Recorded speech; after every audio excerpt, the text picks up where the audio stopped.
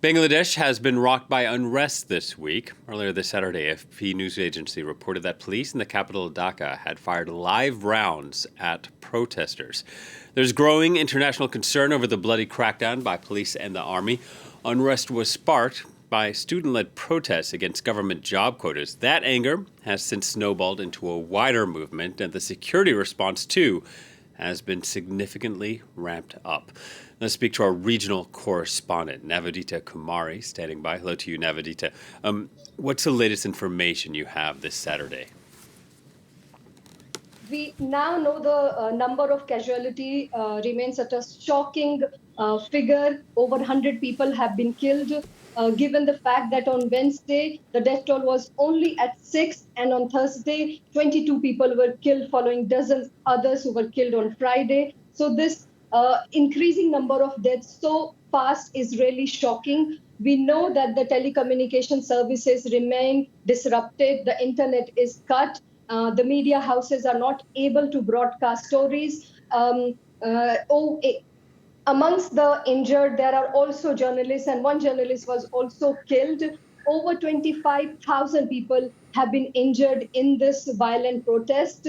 We know that the streets of Dhaka today has been seen with heavy armored vehicles. And as you just mentioned, that they were reported to have fired live rounds. So the student protesters are in no mood to stop their demonstration, and the situation in Bangladesh remains very, very volatile. Yeah, and given the very danger of this situation and the students prepared to continue that protest, what's the origins of their anger? Why is the government facing so much discontentment on the streets?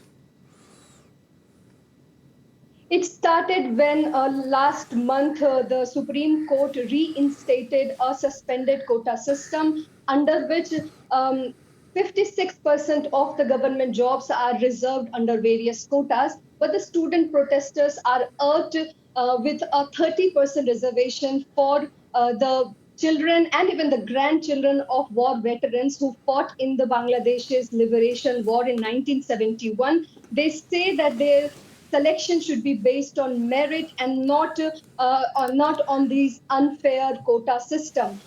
This quota system was suspended in 2018 after the student protests then. So they are really enraged by the current government's reinstatement of this quota system.